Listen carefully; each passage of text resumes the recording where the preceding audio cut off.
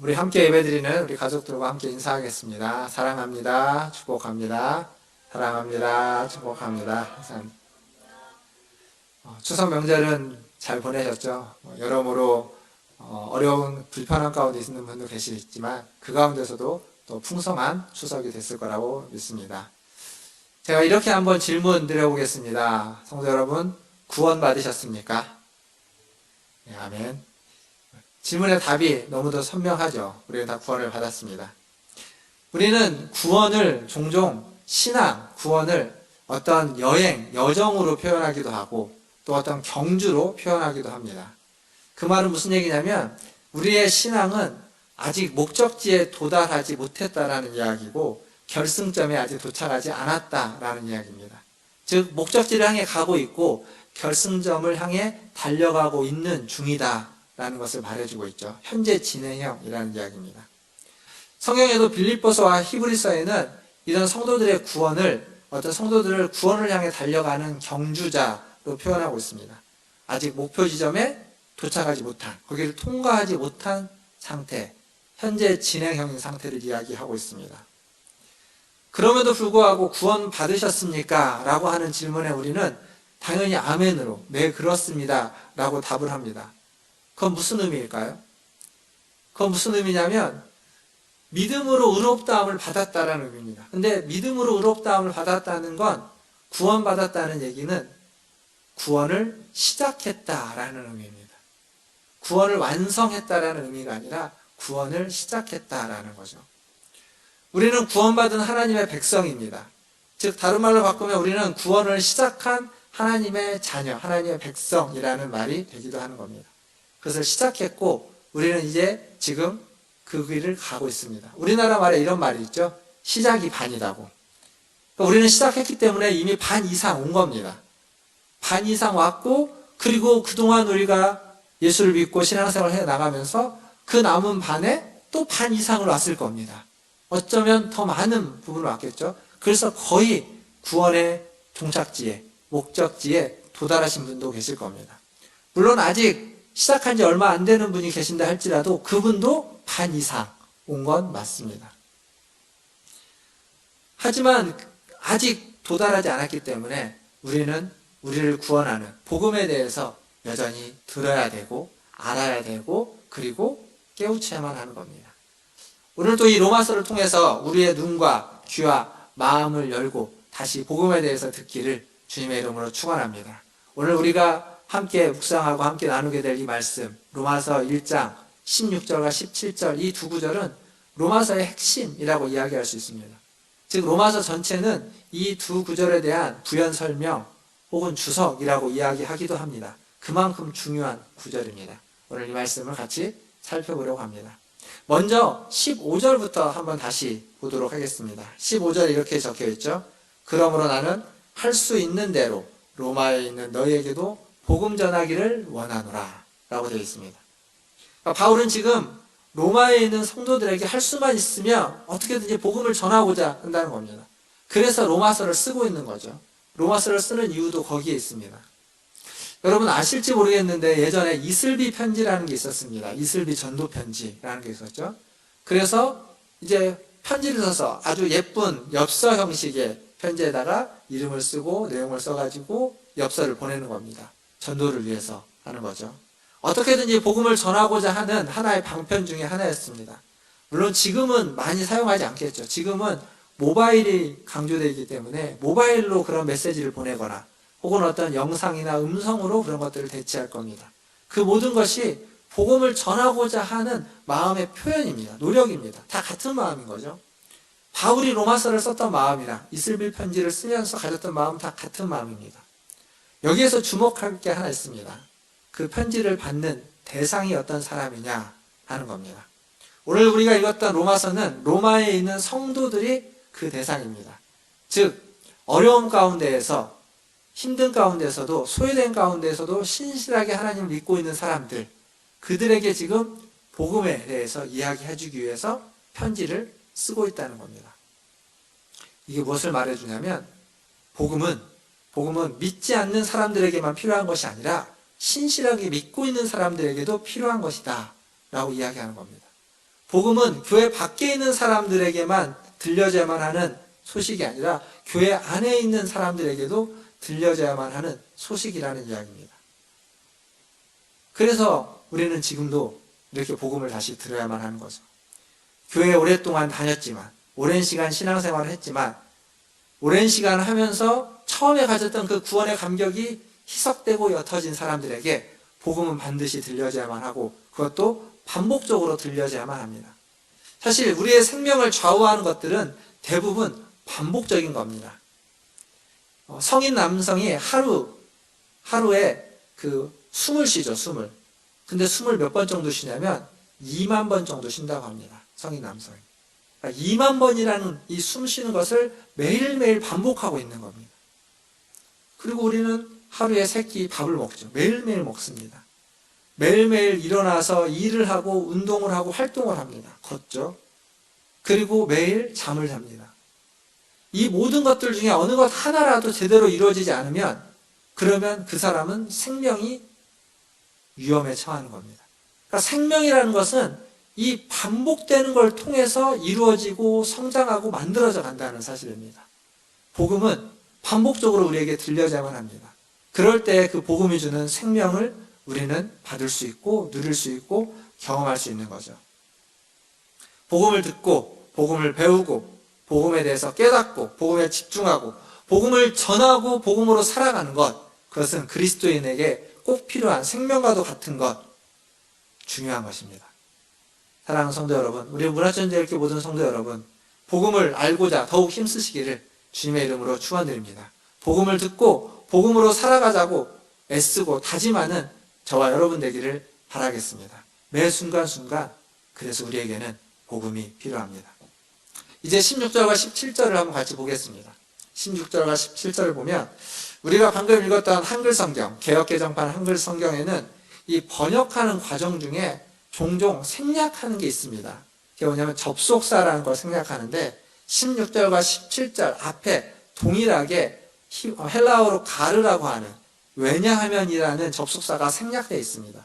그래서 16절은 이렇게 시작하는 거죠. 왜냐하면 내가 복음을 부끄러워하지 아니하노니 이 복음은 모든 믿는 자에게 구원을 주시는 하나님의 능력이 됩니다. 이렇게 되는 겁니다.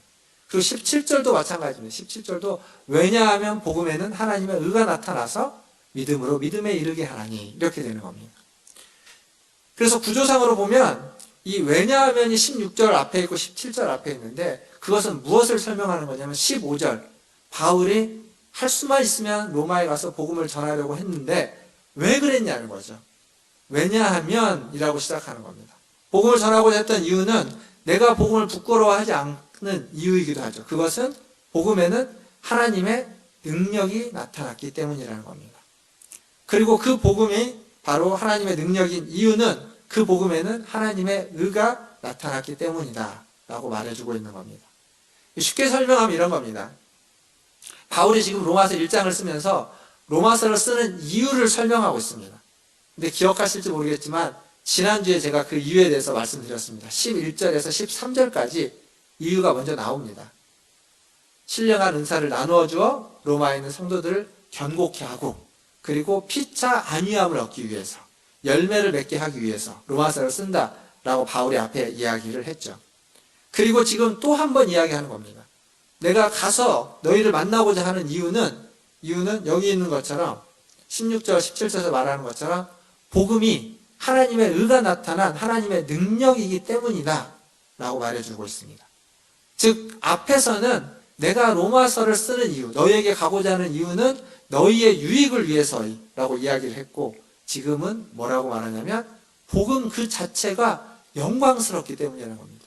그것이 자랑스럽고 하나님의 능력이기 때문에 이야기하는 거죠. 우리가 지금 코로나19라는 그러한 시대를 살아가고 있죠. 그래서 아까 장로님도 기도했지만 이 백신과 치료제의 개발을 기다리고 있습니다.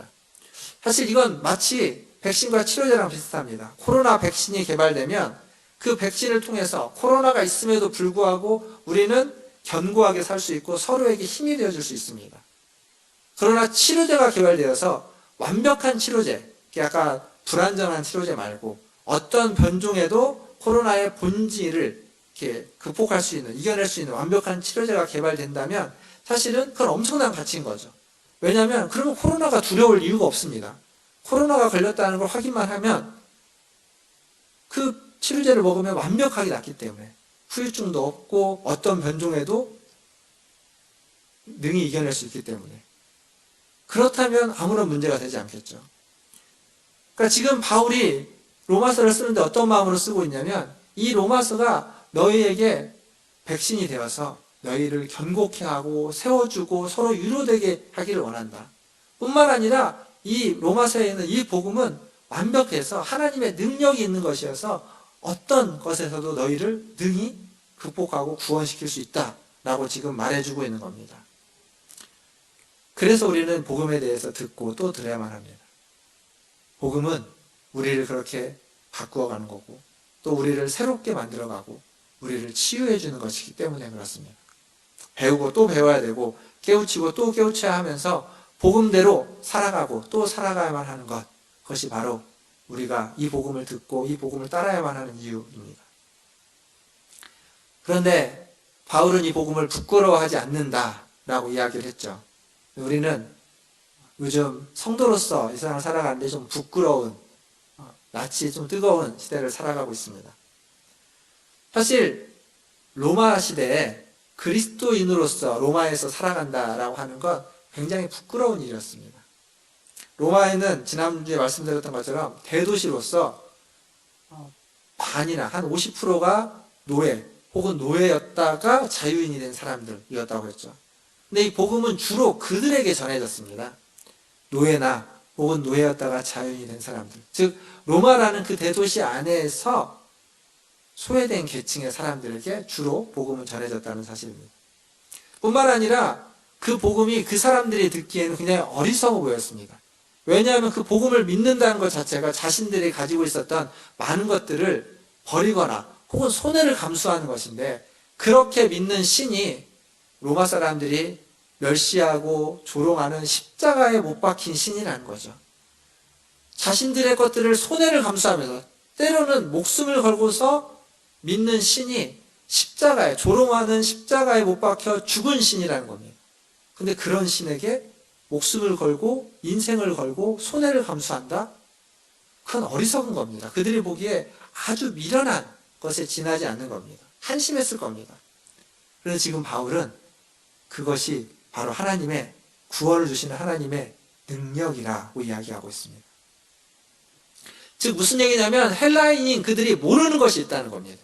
뭘 모르냐면, 겉으로 보기에는 그 예수 그리스도가 조롱하는 십자가에 달려 죽은 한 사람이겠지만, 그는 죽은 걸로 끝나지 않고 그 죽음을 이겨낸 부활하신 하나님이라는 것을 그들은 모르는 겁니다. 바울은 아는 거죠.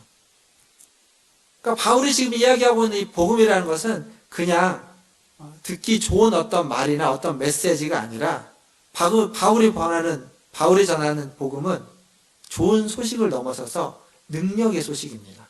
부활이라는 능력의 소식. 우리에게 구원을 주는 하나님의 능력이 담겨져 있는 소식. 그게 바로 복음인 거죠. 복음이 능력이라는 말을 이렇게 표현하는 게 좋을 것 같습니다.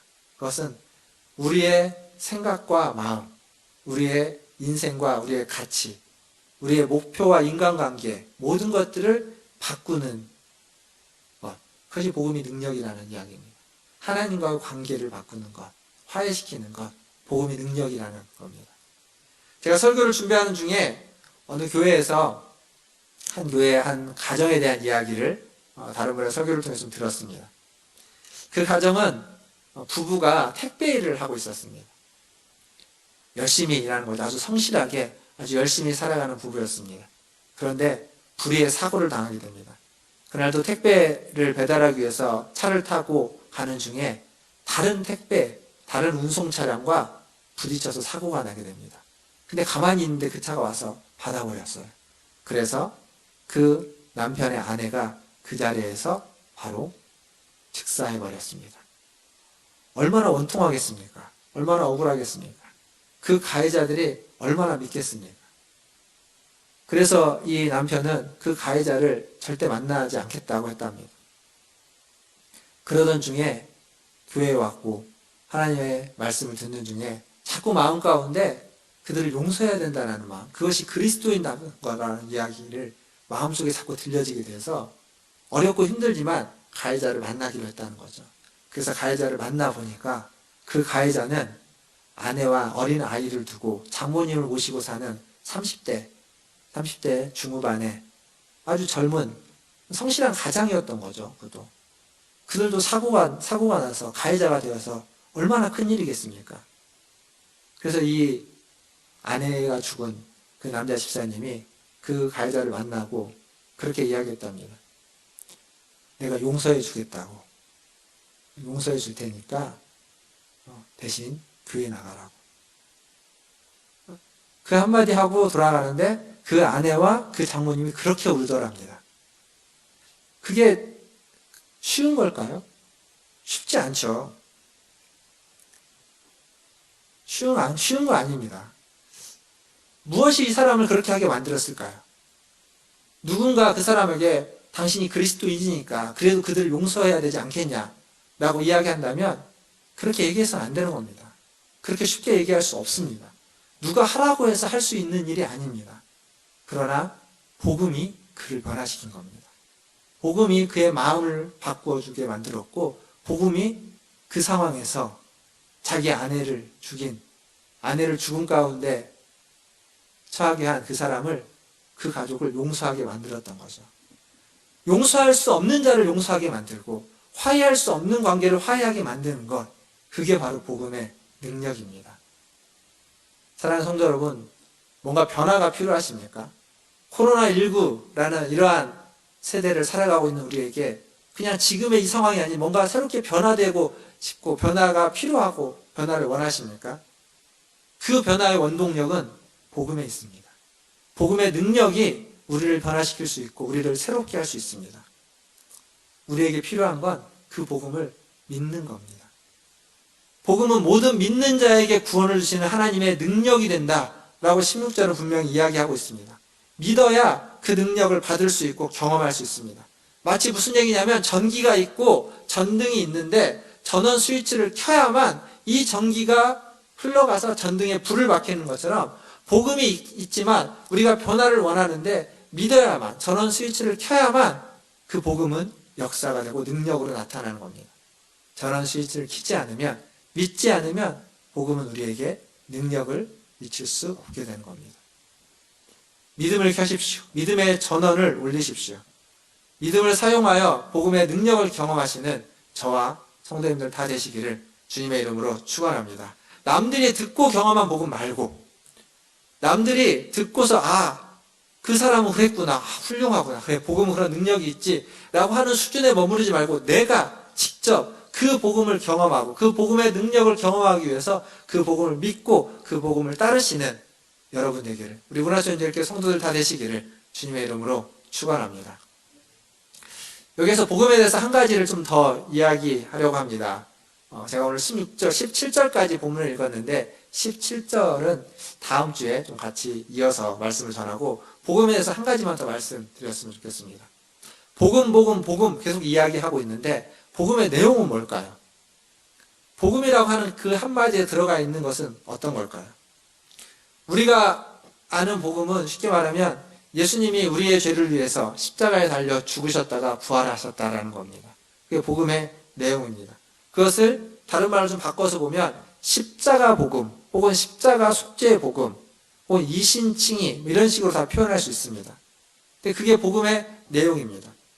그리고 이 복음의 내용은 기독교 초기에부터 시작해서 또 종교개혁 이후에 지금까지 500년간 아주 기독교에게 가장 중요한 복음의 내용으로 전해지고 있고 또 우리는 그걸 믿고 따르고 있습니다. 그런데 성경을 천천히 살펴보면 이 바울이 이야기했던 이 십자가 속죄의 복음, 십자가로 말미암아 우리가 죄사함을 받는다고 하는 이 복음이 성경에 있는 전부가 아니라는 겁니다. 바울이 그런 얘기를 많이 했지만 정작 예수님은 그러한 복음에 대해서 이야기하기보다는 하나님의 나라의 복음이라고 하는 것을 더 많이 이야기했습니다. 마태복음에는 그것을 천국 복음이라고 이야기하고 있고 누가복음에는 하나님의 나라 복음이라고 이야기합니다. 마가복음에도 하나님의 나라가 임했다고 하면서 복음이 임했다고 이야기하고 있습니다. 그러니까 겉으로 보면 하나님의 나라의 복음이 있고 그리고 십자가의 복음이 있는 것 같습니다. 이 둘은 상당히 다릅니다. 십자가의 복음이 우리의 죄를 용서하는 이야기라면 하나님의 나라, 천국 복음이라고 이야기하고 있는 복음서의 복음은 하나님이 다스린다, 하나님이 통치한다라는 의미입니다. 겉으로 보기에는 굉장히 달라서 신학자들 중에는 이것이 바울이 전한 복음과 예수가 전한 복음, 그래서 성경에는 두 가지의 복음이 있다라고 이야기하는 사람들도 있습니다.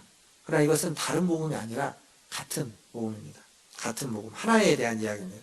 이걸 어떻게 설명할 수 있냐면 질문을 통해서 이해를 도와보면 사는 것, 어떻게 사느냐의 문제가 있고 그리고 어떻게 죽느냐 사느냐의 문제가 있고 살아가는데 어떻게 사느냐의 문제가 있습니다.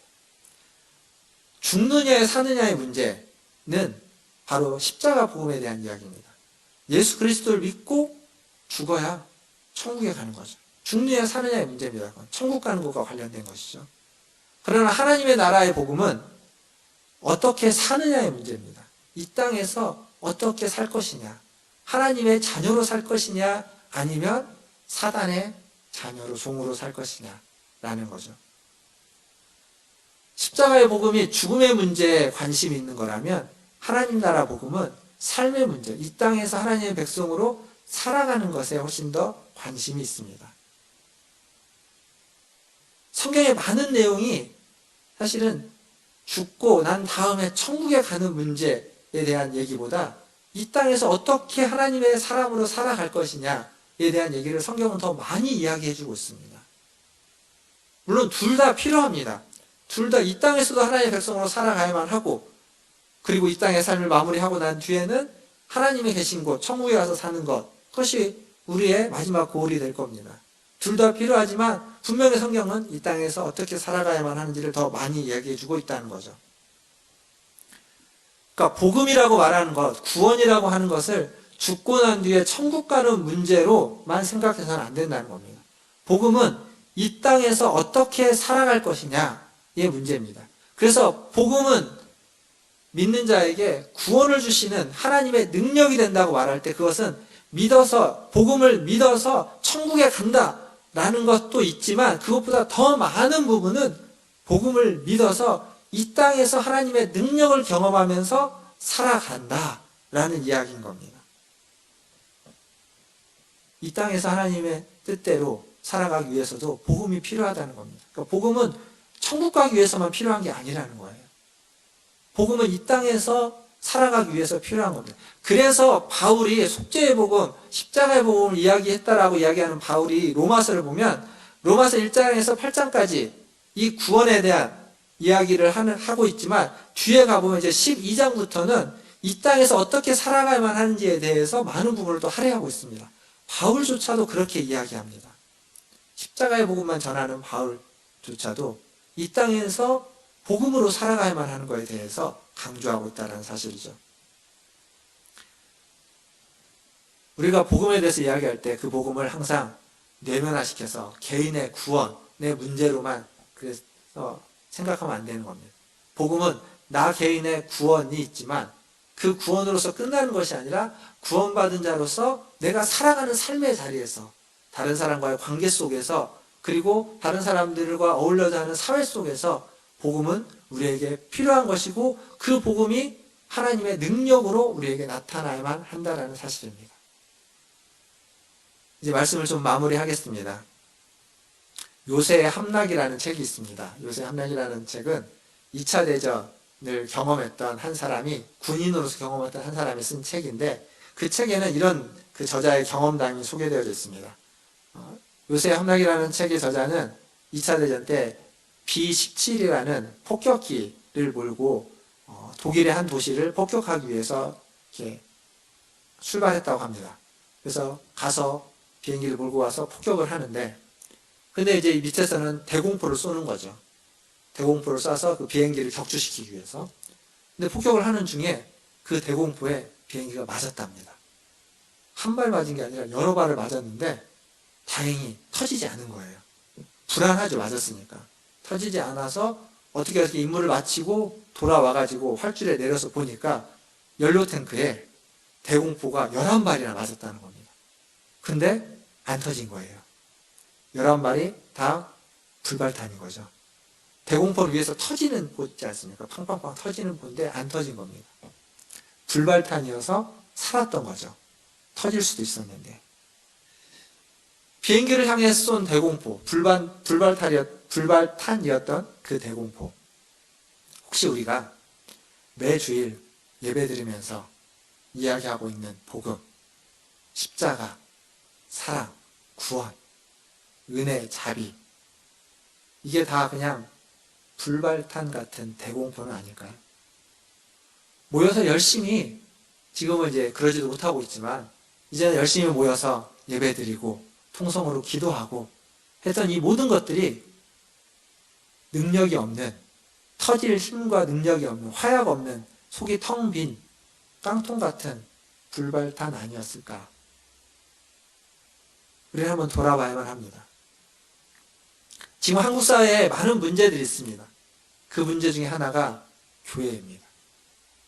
사회를 품고서, 사회의 문제를 품고서 그 문제를 해결하기 위해서 기도하고, 그리고 갈등을 치유하고 분열을, 화해와 평화를 이루어가야만 하는 것이 교회의 사명일 텐데, 교회가 문제를 야기하고 있고 갈등을 야기하고 있고 분열과 적대감을 키우는 곳이 되어버렸습니다. 사회의 골칫거리와 문제거리가 되어버렸다라는 현실 앞에 우리는 슬프고 아플 수밖에 없습니다. 사랑하는 성도 여러분, 복음에는 하나님의 능력이 나타나야만 합니다. 바울은 이렇게 얘기했습니다. 디모데후서 3장 5절에 보면 경건의 모양은 있으나 경건의 능력을 부인하는 자는 이 같은 자들에게서 내가 돌아서라.